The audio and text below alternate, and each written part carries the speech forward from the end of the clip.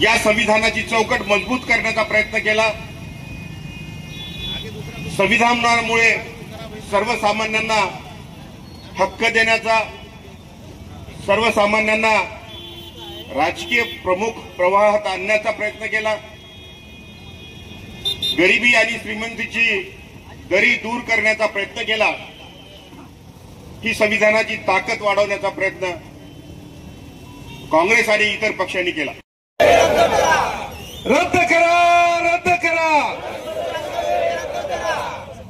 या ठिकाणी महाविकास आघाडीच्या वतीने मुस्कटदाबी, परंतु जन सुरक्षेचा धजिया उडवणारा हा कायदा रद्द झाला पाहिजे, यासाठी इथे आंदोलनात जमलेले सर्व महाविकास आघाडीचे नेतेगण, पदाधिकारी, कार्यकर्ते आणि बंधूंनो, आपण नुकतंच पाहिलेलं आहे, गेल्या वर्षी बांगलादेश आणि काल नेपाळमध्ये जे काही घटना घडलेल्या आहेत, केवळ त्या मागे आवाज जनतेचा दाबल्यामुळं हे घटना या ठिकाणी घडून तिथले सत्ताच्युत झालेले आहेत।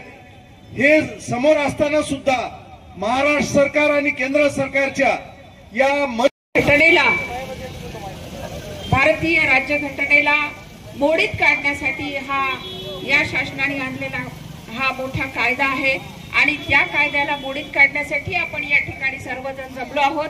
त्या निमित्ताने जमलेले जनसुरक्षा विधेयकाच्या विरोधामध्ये सर्व नेत्यांनी जे काही आदेश दिला त्या आदेशाचं पालन करून इथं जमलेले सर्व महाविकास आघाडीचे पदाधिकारी, कार्यकर्ते, जमलेल्या भगिनी, पत्रकार बंधू आणि मित्रांनो, बऱ्याच वेळापासून आपला हा धरण्याचा कार्यक्रम चालू आहे। मी पहिल्या प्रथम डॉक्टर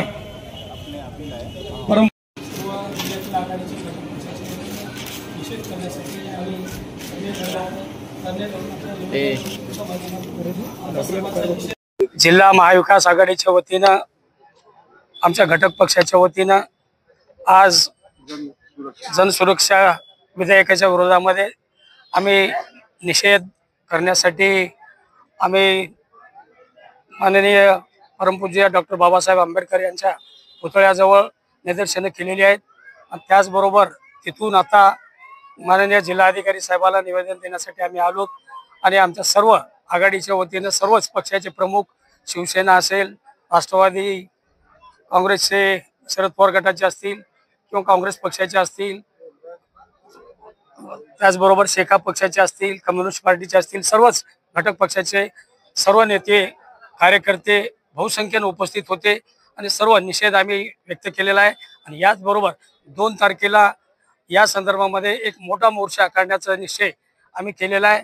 माननीय खासदार जेव्हा दिल्लीहून येतील त्यांच्या उपस्थितीमध्ये आणि शिवसेनेचे खासदार नागेश पाटील, काळगे साहेब, तिन्ही खासदारांच्या प्रमुख उपस्थितीमध्ये एक व्यापक बैठक घेऊन आम्ही 2 तारखेचा भव्य मोर्चा काढून निषेध अजून व्यक्त करण्यासाठी आम्ही सर्व जमणार आहोत।